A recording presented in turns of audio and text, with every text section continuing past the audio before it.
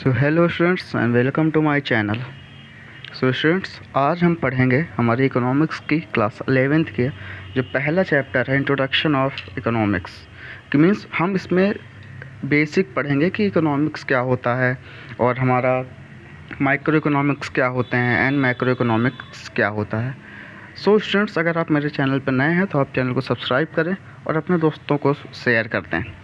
सो आज हम देखेंगे सबसे पहले देखेंगे कि आज हमें कौन कौन से टॉपिक्स कवर करने हैं। तो जिसमें सबसे पहला टॉपिक है हमारा इंट्रोडक्शन ऑफ सिलेबस कि मीन्स हमको अगर किसी भी चीज़ को करना है तो हमें सिलेबस की जानकारी होना बहुत ज़रूरी है। क्यों? क्योंकि अगर हमें सिलेबस ही नहीं पता है तो हम कैसे पता करेंगे कि हमको क्या क्या पढ़ना है। फिर उसके बाद हम बात करेंगे व्हाट इज़ इकोनॉमिक्स कि हमारा इकोनॉमिक्स क्या होता है। क्यों? क्योंकि हम पढ़ किसके बारे में रहे हैं, इकोनॉमिक्स के बारे में। उसके बाद हम पढ़ेंगे micro economics and macro economics. After that हम पढ़ेंगे positive and normative economics. So students, ये क्या है, ये अपना बहुत एक इम्पॉर्टेंट चैप्टर्स हैं। ये हमारे क्या है, बहुत इम्पॉर्टेंट चैप्टर्स हैं। तो आइए हम शुरू करते हैं। तो हम सबसे पहले देख रहे हैं सिलेबस में हमारे दो होते हैं क्लास 11th में, एक होता है stats and second one is micro economics. तो अभी हम स्टैट्स की बात नहीं करेंगे, अभी हम बात करेंगे माइक्रो इकोनॉमिक्स की। तो आप एक बार सिलेबस देख लीजिए और हम आगे बढ़ते हैं। जिसमें सबसे पहला हमारा क्या आता है, व्हाट इज इकोनॉमिक्स। इकोनॉमिक्स क्या होता है? Economics means economics is a branch of social science in which we study about. Economics क्या होता है? एक सोशल साइंस की ब्रांच होती है। सोशल साइंस की ब्रांच कैसे कि आप लोग 9th-10th में और हम लोग 9th-10th में भी इकोनॉमिक्स का कहीं ना कहीं पढ़ते थे जो सोशल साइंस के अंदर आता था।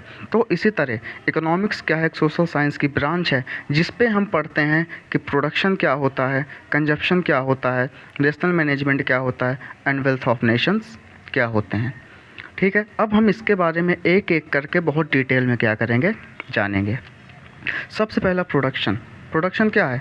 Production means it is a process of transformation of raw materials into finished and semi finish goods. इसका मतलब कि किसी भी रॉ मटेरियल को जब हम फिनिश गुड में या सेमी फिनिश गुड्स में कन्वर्ट करते हैं तो उसको हम क्या कहते हैं, प्रोडक्शन कहते हैं। जैसा इसका एक एग्जांपल लीजिए।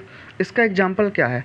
इसका एग्जांपल कि जैसे आपका गेहूँ है, गेहूँ मीन्स व्हीट। जब आप व्हीट से क्या कर रहे हैं, ब्रेड बना रहे हैं या व्हीट से आप आटा बना रहे हैं तो उसको क्या कहते हैं, प्रोडक्शन कहते हैं। क्यों? क्योंकि व्हीट से हम क्या कर रहे हैं, हम फ्लोर या ब्रेड को बना रहे हैं। ठीक है, उसके बाद फिनिश गुड्स क्या होता है? फिनिश गुड्स मीन्स एक ऐसा गुड्स जो हमें कंज्यूम करने के लिए कि मीन्स जो हमें यूटिलाइज करने के लिए क्या है, एकदम रेडी हो चुका है, उसको हम क्या कहते हैं, फिनिश गुड्स कहते हैं। और सेमी फिनिश गुड्स क्या होता है? सेमी फिनिश गुड्स को आप ऐसे समझिए जस्ट लाइक आप पेन का कोई एक प्रोडक्शन कर रहे हैं तो पेन के प्रोडक्शन में अलग अलग चीज़ें यूज होती हैं।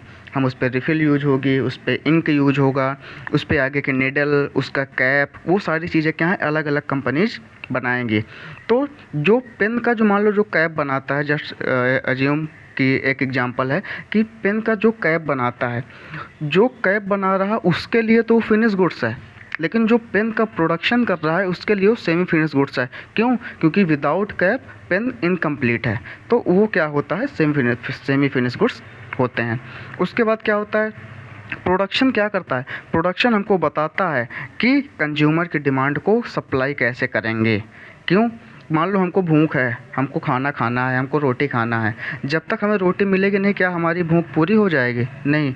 तो इसी तरह इकोनॉमी में क्या होता है, इकोनॉमी में अगर सप्लाई नहीं है तो डिमांड नहीं है, और डिमांड नहीं है तो फिर सप्लाई नहीं है। तो ये क्या है, एक बेसिक सा हमारा एग्जाम्पल है, इसको देख लीजिए।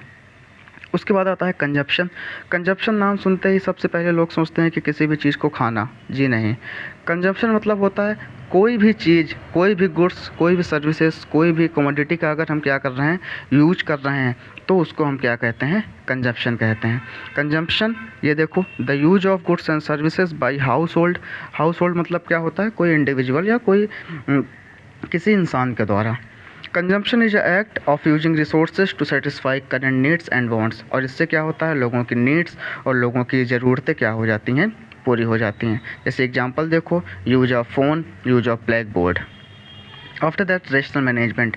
रेशनल मैनेजमेंट एक ऐसा टॉपिक है जो बहुत लोगों को समझ ही नहीं आता है, तो इसको हम बहुत ईजी तरीके से समझाते हैं। रेशनल मैनेजमेंट क्या होता है? रेशनल मैनेजमेंट एक ऐसा लॉजिकल अप्रोच है, मीन्स एक ऐसा अप्रोच है कि जहाँ पे हम क्या करते हैं कि हमारा जो डिसीजन मेकिंग का जो पावर है, कि हम किस तरीके से क्विक डिसीजन लेते हैं, उसको हम क्या कहते हैं? रेशनल मैनेजमेंट कहते हैं। और उसके साथ साथ हम क्या करते हैं? हम रिसोर्स एलोकेशन की बात भी करते हैं। रिसोर्स एलोकेशन क्या होता है कि हमारे पास जितने भी रिसोर्सेस हैं उनको हम किस तरीके से क्या कर रहे हैं? बांट रहे हैं। It is based on the idea that people make efficient decision to achieve the greatest benefit, हम समझा चुके। After that wealth of nation. Wealth of nation की हमारी इकोनॉमी में क्या कितनी कैपिटल है, हमारी इकोनॉमी की या हमारे कंट्री की कितने गुड्स हैं, सर्विसेज है और इन्वेस्टमेंट है, उसको हम क्या कहते हैं? वेल्थ ऑफ नेशन कहते हैं। उसके बाद हम बात करेंगे ब्रांचेस ऑफ इकोनॉमिक्स के। ब्रांच ऑफ इकोनॉमिक्स में दो आती हैं, जिस पे हमारा सबसे पहला क्या आता है? Micro, and second one is macro. ठीक, माइक्रो इकोनॉमिक्स क्या होता है और मैक्रो इकोनॉमिक्स क्या होता है? ठीक, माइक्रो इकोनॉमिक्स में हम आगे देखेंगे इसको बहुत डिटेल में, और मैक्रो इकोनॉमिक्स क्या करेंगे हम आगे देखेंगे बहुत डिटेल में।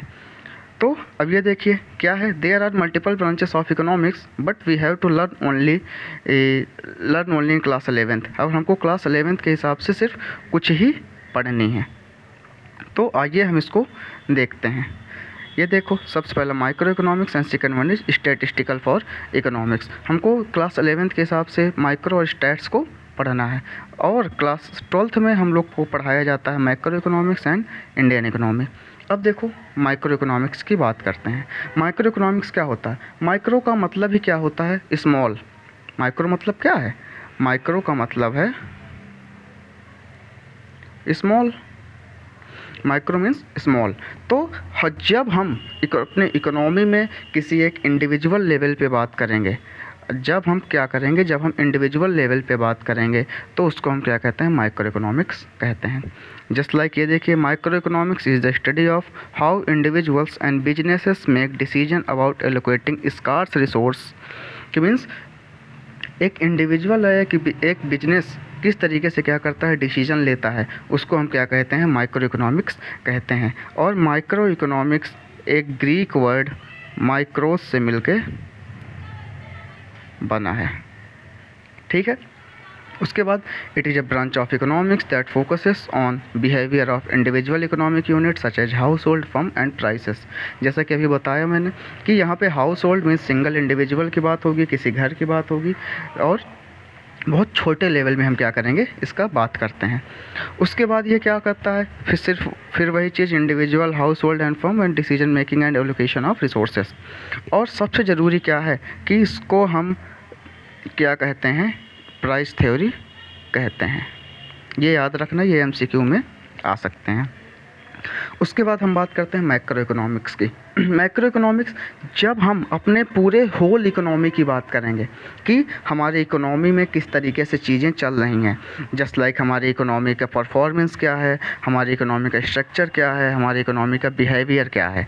अब यहाँ पे हम सिर्फ इंडिविजुअल की बात नहीं करेंगे, अब हम यहाँ पे पूरे इकोनॉमी की बात कर रहे हैं, पूरे कंट्री की बात कर रहे हैं। तो मैक्रो वर्ड किससे बना है? मैक्रो वर्ड बना है एक ग्रीक वर्ड मैक्रोज, जिसका मतलब क्या होता है? लार्ज। उसके साथ साथ क्या बताता है? इट एग्जामिन्स, मीन्स ये क्या करता है? एग्जामिन करता है, मीन्स बताता है कि how market, business, consumer and government interact to create aggregate variable such as inflation, unemployment and GDP।